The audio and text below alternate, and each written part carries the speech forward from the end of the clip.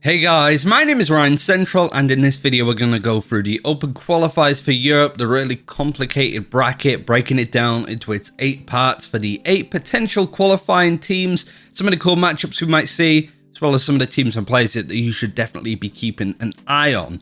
Before we get started, some of the games will be streamed on my channel over the next 4 days, twitch.tv/RyanCentral, and also I'll have to catch up on a lot of VODs anyway, so be sure to follow to just keep up with a lot of Europe content, and I'll do my best to do watch parties of North America, maybe even Korea, depending on how that goes. But yeah, so keep up to date with all of that, and let's go into the bracket, which per usual is incredibly complicated and quite difficult to get your head around overall.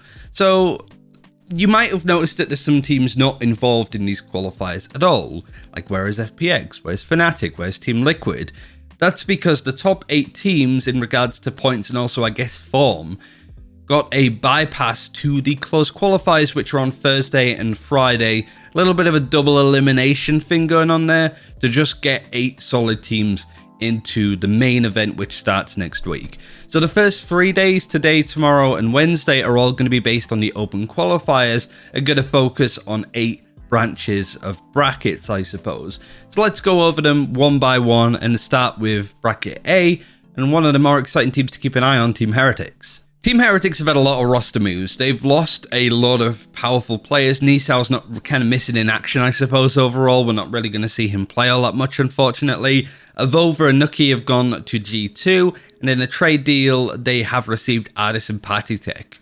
Now, the other player, Pora, has actually gone to a Turkish powerhouse team, a real colossus in that region, which is called Blaze. And so Pora has gone there, and it leaves 2 spots open for VALORANT to come in, who I think played for London United off the top of my head, but that's probably wrong. And no, it was Monster that played for London United, sorry. And VALORANT came from another team. These are pretty experienced players in VCT and some of the tier 3, tier 2 tournaments, but we still need to see more of them. Monster used to play on a team with Magnum, so Heretics versus Fnatic could be a really fun matchup there for that little grudge match between the Czech Republican players. And yeah, I do think that Heretics are looking really good with this team. Jonta is now the main coach for them. Tanny's gone to OG, and Jonta, of course, came from FPX. So a lot of movement in and out of this Heretics team, which could pose a bit of a problem. Not too much time to get their heads around how they want to approach it and how they want to play. And obviously with patch 3.0 now in the game, it's a lot of adjustment periods for Team Heretics. So I can see them really struggling to qualify, but I don't think that's indicative of how good this team can be, sorry. In regards to the other teams to keep an eye on, obviously when you take out 8 of the biggest names, there's not that many big name teams to really highlight in the same bracket. Most of them have their own special run that they can go on. But there's a couple I want to highlight. First of all, MTP Esports, they beat Alliance yesterday in the mandatory tournament that was going on. So they've had some pretty good results recently. Vacuumers, I've not really seen all that much from them, but I've heard good things. But the main threat is going to be Megastitu, which I probably butchered the way to say it. But this is a team that I've watched a lot recently, because this is the team where Kellogg's came from. Kellogg's went to G2. We'll talk about him when we get on to G2. But the rest of this team is actually pretty decent. I've been impressed with them so far. Shin is one of the better Astras that I've seen recently. Really owns that role overall. Nuzera, a great sort of secondary entry supportive player. Played a lot of Breach, played a lot of Sky, I think, and played a lot of Sage. He seems to be probably one of the players to keep an eye out on this roster now that Kellogg's has left. And also Ghoster was pretty good. I think Ghoster now is playing the duelist role, when before he played a lot of the Sova. So kind of a lot of weight on his shoulders to perform. But I can see Megastitu be naturally the favourites to qualify in this.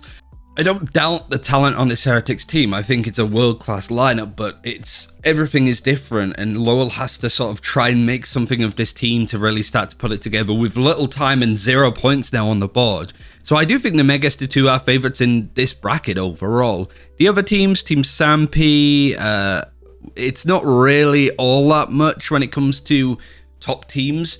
but I do think that this bracket is super open. I think before you'd go Team Heretics, they're assumed winners.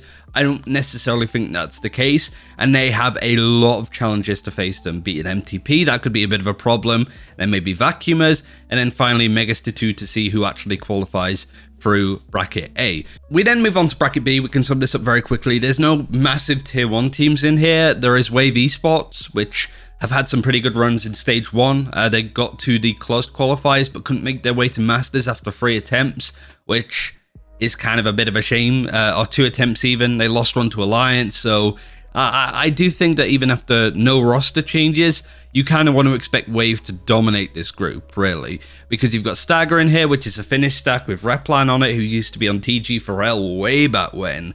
Very old boomer Finn, as I've heard, but a nice guy, supposedly. They're in this group as well. The Rix GG Lightning team, which is the ladies team, is in here too. Thunder is a little bit later on, which is the men's team.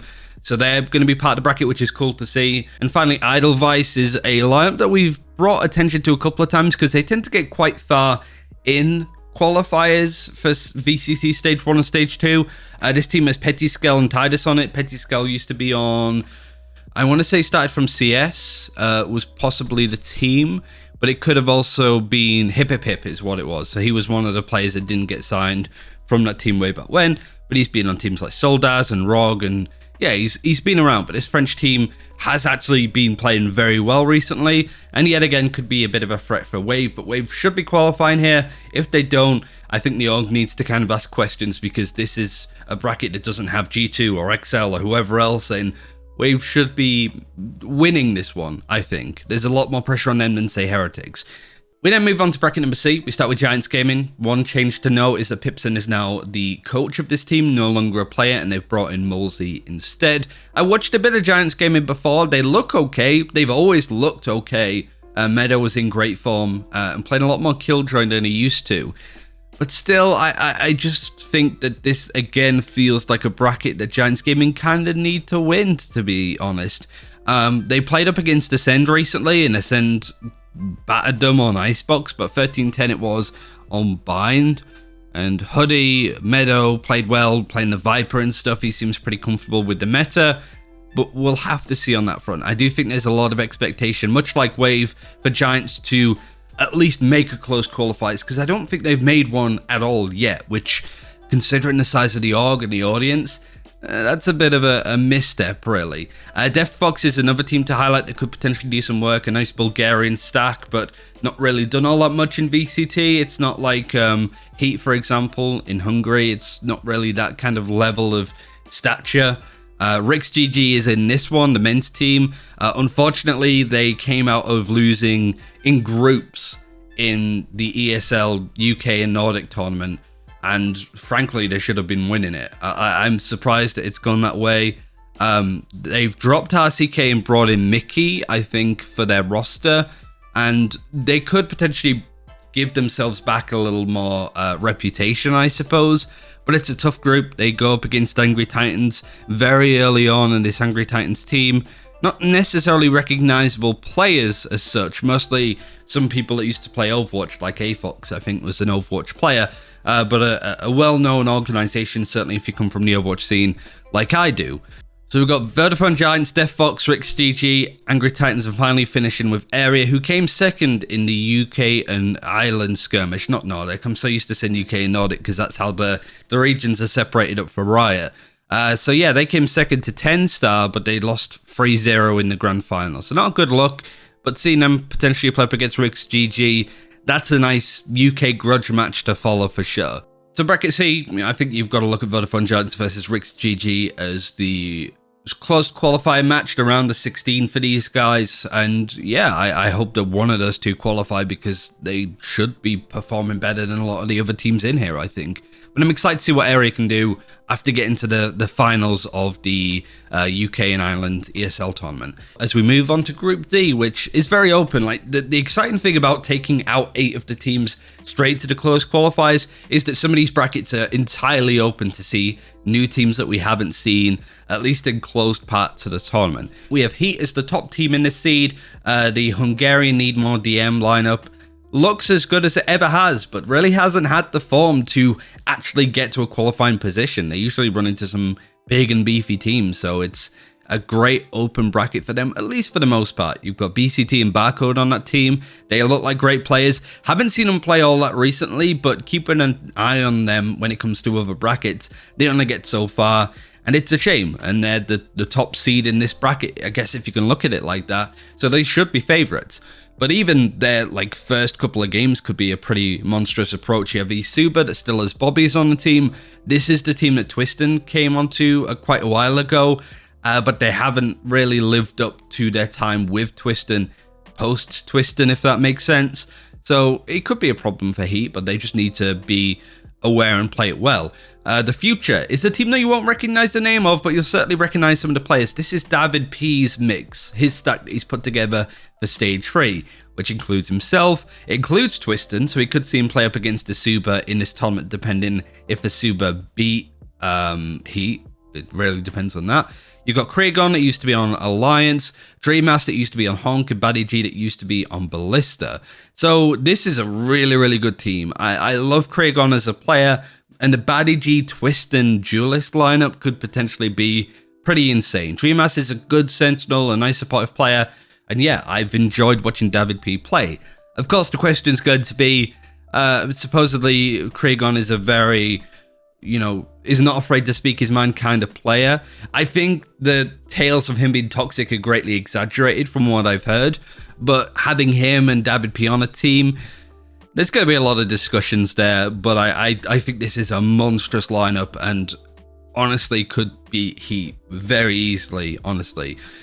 You got Malik as well that's in this, another UK team that had middling results in the ESL tournament. You've also got Big that have looked okay in some recent-ish tournaments. You would expect them to be performing well considering the size of the org, but we've highlighted them quite a few times, casting them in the dark region. This is a team that has Obnox in their roster now and Bishop. They played with this stack for Stage 2, I think, as well, but still can't seem to break on through. I mean, Big versus the Future or Heat could be an interesting matchup.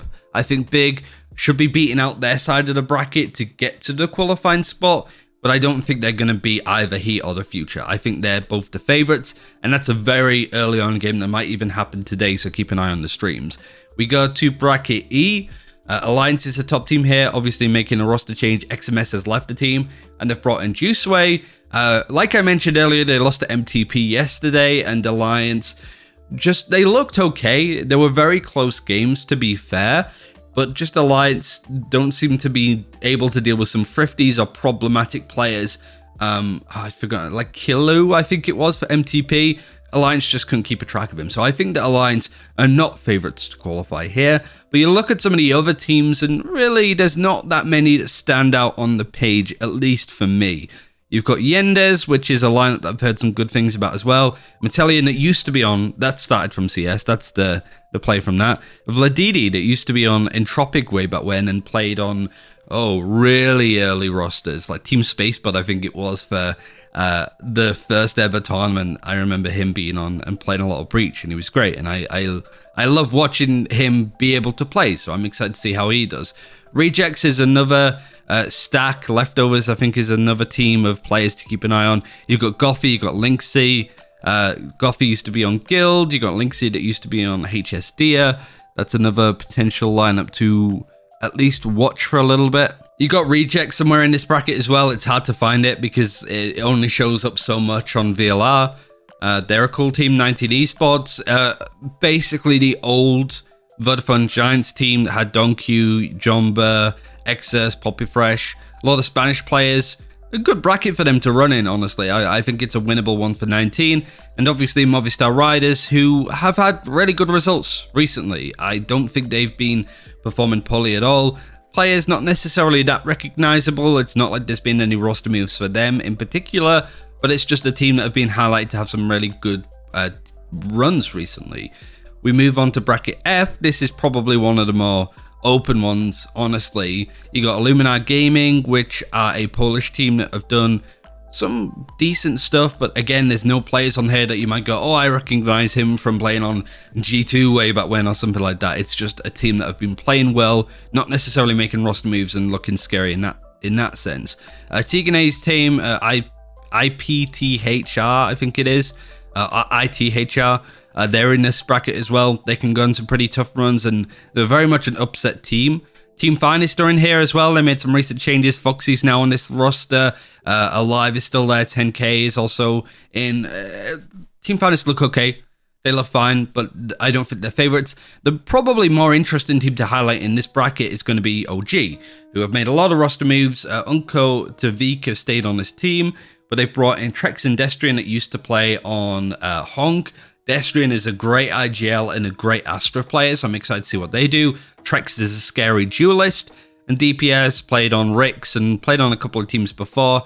Almost International was a roster, and yeah, I want to see what he can do as well, what role he's going to be playing. And OG could take this bracket, I think. It's pretty open. You got Illumina, ITHR, Finest.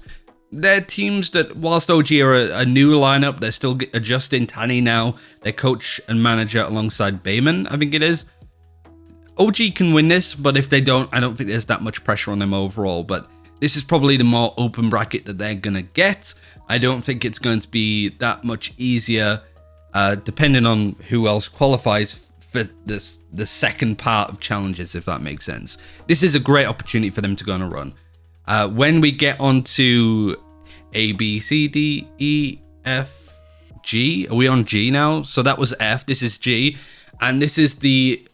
This is funny, actually, because it's bracket G for G2, and also bracket G for the Gates of Hell, because this is a hell of a bracket. G2 obviously making a lot of changes. They dropped, let me see, they dropped Piff, they dropped Patitech and Ardis, who went to Heretics. Piff is just on the bench. You've also got Zeke that went to Ascend. Those teams have already qualified, so we don't need to talk about Ascend. And they've brought in... I need to remember them all now. Avova and Nuki, they've brought in Cold Dementor from Ascend, and they've also brought in Kellogg's from that Megaster 2 team. And this is the one to watch. If you're going to watch a team today, watch G2, because G2 are going to look very interesting, and they have a lot of firepower behind them now. No excuses, really, when it comes to at least looking well and performing well, and because of the money and the ways that G2 went about putting together this new roster, a lot of expectations on them to... I think make masters, to be honest, at this point. But we'll see. We'll see. This is a tough group. You've got No Poach Please that's also in here that I think is a great roster overall. I think this is the one that has Ozzy and Eccles on the same team. So it's a lineup that has two IGLs, so to speak. It also has Element on there, Shed, who is a great player, and Chak that used to be on Fnatic. So I think alongside... Future, which was David Peace stack, No Poaching is probably the other unsigned team to keep watch of. You also have Excel in here, like that's the crazy thing. Happy, Honeybee and Ali are still on this roster. Mo came in from Fnatic and Rabino came in from Heretics. Don't know who's going to be playing what on this team, but I did like watching Excel even when David P and Biggie were on the roster. There's a lot of aggression, there's a lot of impact, and Ale is a terrific duelist player that you should definitely keep an eye on. I love watching him play, and I hope that he can do some work here, because Excel versus G2 would be a great match to have in the Open Qualifiers. I would hate it if either team really tripped up and fell out of the tournament before then. You've got UCAM as well, which are a team that are somewhat well known. Mostly Swedish players. Subma used to be on HSD. Shrew and Prin used to be on Rix. No, it wasn't Rix GG. It was Skade. That was the team. London United is in here too. A great team that didn't actually do that well in the ESL tournament. But you look at the players. You got FQ that used to be on Exile and Vitality. You got K-Piz that used to be on Royals way back when. Same as Neff. And Jesse that used to be on Isuba, I think it was at some point. So... London United looking pretty good. Another scary team in here. And then you got Creme Real Betis, their gaming team, which has a lot of Spanish players on it, but it's more the org that you might recognize more than the teams. And finally, Group H, this is a pretty open one, to be honest. You got Saw, which is the Portuguese team that looked pretty good. I remember watching players like Addicted play. I think it was against Fnatic for the qualifying spot for Stage 2. and sort of gave it as good as they could, but it wasn't really all that impactful or that exciting, to be fair. It wasn't that super close. Ivy's another team. This used to be Nerd Town. Hi Kitty's a great player to watch. Yeah, another solid team. But the one that's probably going to be the newest dog to keep tabs on is going to be the ex-Taran Mill team, which is 10-star, that did win the ESL UK and Ireland tournament. So I'd say they're favourites. Group H is pretty open. Frankly, I think it's a bit weird and a bit disappointing to see brackets where you have like G2 and XL playing out in the same one. There was another one as well that I was like, yeah, VG, Vodafone Giants and Ricks in the same bracket. And then you have open ones like Salt, Ivy, and 10-star that could potentially qualify. It doesn't seem balanced in that way, but I guess that's just from knowing the teams and maybe thinking about what I thought about the teams previous and not necessarily now. So yeah, like they're the 8 brackets. To break them down again, you've got bracket A, which I think would be Megastar 2 or Heretics qualifying. That would be a hell of a match to watch. Wave is the favourites, I think, in Group B.